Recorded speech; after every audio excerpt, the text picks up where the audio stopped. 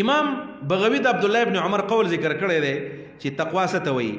دا ډېره مزدار خبره ده. الله ترى نفسك خيرا من احد، الله ترى نفسك خيرا من احد، چې ځان د چا نه غوره نه ګڼې. ته وې زاړو پس نه پوهېږم، زما عمل ډېر زیات کمزوری دی، پلان ډېر تقوادار دی. هو یو خو هسې هغه تکبري سړی ښه نیک یو بل سړی ښه بدي. به طور مثال یو سړی به زناکار دی، دته زما نه ډېر ښې، ولې ستا نه ښه دی؟ اړوندره ښه نه دی، پوهېږې په خبره باندې. داسې به هم نه کې چې بس شاته سیټ ته په ټول عمر صادر ګزاري وي چې یاره زه تقوادار یم که نه. خلکو زه خو بس یاره زه خو ستا د خپو خاورې یم، نور هغه ته به سپک ګورې، د سپي زوی درته نه ښکاره کېږي، خو ته ورته ستا د خپو خاورې یم. نه داسې نه، حقیقت ته به ګورې چې یو سړی زناکار دی وایي ستا نه ښه یم، ته ګنهګار یې. یو سړی غیبت کوي ستا نه ښه یم، داسې ورته وایه. خو که تا ته د هغه بد عمل نه دی معلومه، ښه درته معلوم دی، وایه ته زما نه ښې. الله ترى نفسك خيرا من احد، دا معنا ده. او د تقوا مثال معالم التنزیل کې بغوی ذکر کړی دی. د کعب الاحبار واقعه ده چې حضرت عمر فاروق ته تپوس وکړو چې کعبه تقوا څه ته وایي، تقوا پیژنې؟ وقایتون چې هغه څه شوی دی. هغه ورته وویلو چې د تقوا مثال داسې دی. عمر ویستانه تپوس کوم هل اخذت طریقا ذا شوک، هل اخذت طریقا ذا شوک، دغه نو په لار چېرته تللی؟ موږ ورته څه وایو؟ شپول پیژنې که نه؟ انګړ ورته وایي، شپول ورته وایي، په شپول کې تللی. عمر وی او ذهبت في طريق ذا شوق، تلما ذي شوق. ویل فماذا عملت فيه، څنګه پاغې کې تللی؟ خلک په شپول کې څنګه ځي خلک؟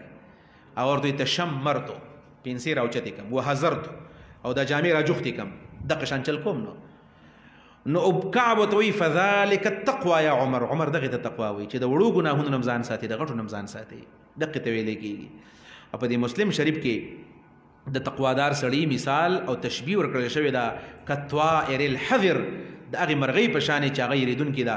خلک وایي د کارغانو ته خپل نیا ویلي وو چې تاسو ډېر کمعقل یئ، کارغان ډېر کمعقل دي، او هسې نو په یو دې باندې په سوونو په زرګونو تاویږي به دې مردارو پسې، او چا د بس ټوپک راغسې چې رئیس د غونډه مو ولي. نو ویل دوی ویل چې موږ به ځان څنګه بچ کوو؟ ورته ویل چې کله سړی ښکته کېدو بس ته تخته، که دا خپل کار ته ښکته کېږي ته تخته، او که دا راپسې کاڼی رالې تخته. نو تاسو کارغه ته به ګورئ که نه، ته ښکته شي هغې سته الوځي. دا د خپلې نیا ویلي وو، د خپلې نیا وصیت یې دومره خوښ دی، او د الله وصیت موږ ته نه خوښېږي. نو دا معنا ده هدى للمتقین. دا قرآن هدایت دی دپاره د متقیانو. اوس د متقیانو 5 صفتونه بیانوي. الذین یؤمنون بالغیب، الذین اغا متقیان اغا خلق دے یؤمنون بالغیب چی ایمان راوڑی پا غیب بانے ایمان راوڑی. آمن یومن ایمانن، یعنی ایمان وضاحت بدلتے استوکو لگ ٹیم دے بزدہ بکی لکی گی. ایمان آمن یومن ایمان باب افعال لے، باب افعال لے.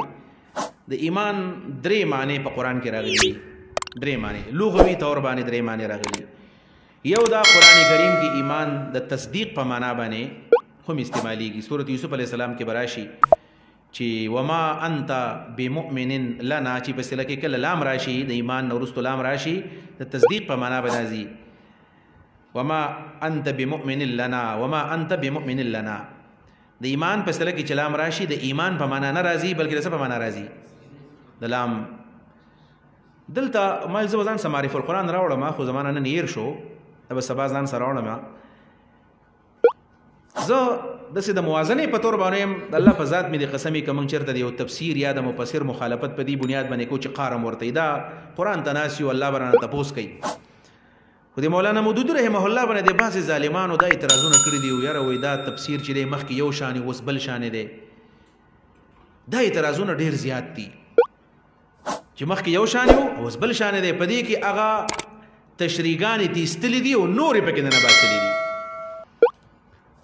مونږ وایو دا خبره غلطه ده. هغوی اعتراض کوي چې بالفرض، او دا اعتراض چا کړی دی؟ یو ځای کې مفتی محمد شفیع رحمه الله تعالی، مفتی اعظم پاکستان. موږ په زړه کې ډېر لوی ځای د مفتی شفیع رحمه الله، زه د هغه د تفسیر نه استفاده کوم. دا ځای چې یونس علیه السلام چې کله د خپل قوم نه لاړو، سورت یونس کې چې راځي چې هلته الله ویل عذاب راځي، او یونس علیه السلام د هغه ځای نه راغی او د الله رب العالمین حکم ثانی ته انتظار ونه کو او راغی. نو په غزه کې مولانا مودودی رحمه الله دا خبره ابتدا کې کړې و په اول تفسیر کې چې د یونس علیه السلام نه په پریزه رسالت کې کوتاهی شوی و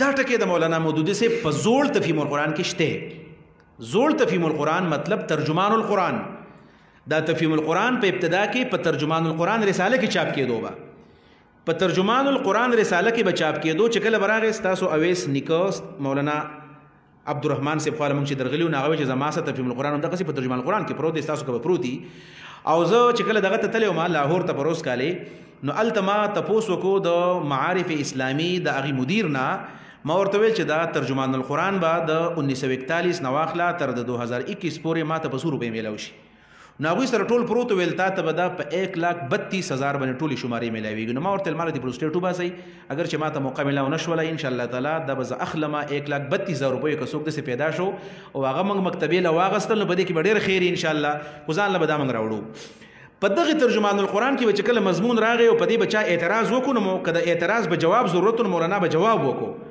او که چېرته به په دې کې په عبارت چا اعتراض وکړو نو پر روان ایډیشن کې به مولانا صاحب د هغې تصحیح کوله نو په ابتدا کې په تفهیم القرآن کې دا لفظ مولانا لیکلی و چې د یونس علیه السلام نه په پریزه رسالت کې کوتاهي وشوله نو په دې عبارت باندې بعضې خلکو اعتراض وکړو چې دا کوتاهي لفظ غیر مناسب دی مولانا صاحب لرې کو اعتراض دغه ځای لرې کو نو چې کله یو مصنف په خپل ژوند کې خپله غلطي ومني او د هغې نه توبه وباسي او بل عبارت بدل کې دا د یو سړي خیانت دی که د هغه اوچت اخلاق دي دا بهترین اخلاق دي خپله غلطي سړی ومني نو مولانا مودودی صاحب داسې کار وکړو چې هغه عبارت بیا بدل کو یعنی ترجمان القرآن او کله چې تفهیم القرآن لیکو نو په هغې کې عبارت بدل شو بیا البته په رسایل مسایل کې چې چا تپوس کړی د هغه به انشاءالله ما نه دي راوړي داسې جمله معترضې په شکل کې دا خبر راغله زه به بیا راوړم تاسو له په خپل ځای کې چې په رسایل مسایل کې بیا تپوس چا کړی دی چې ستا عبارت وایي زه وایم چې د دې کوتاهۍ نوعیت د بېصبرۍ دی نو دا کوتاهۍ وضاحت به بېصبرۍ باندې کړی دی او دقه معنا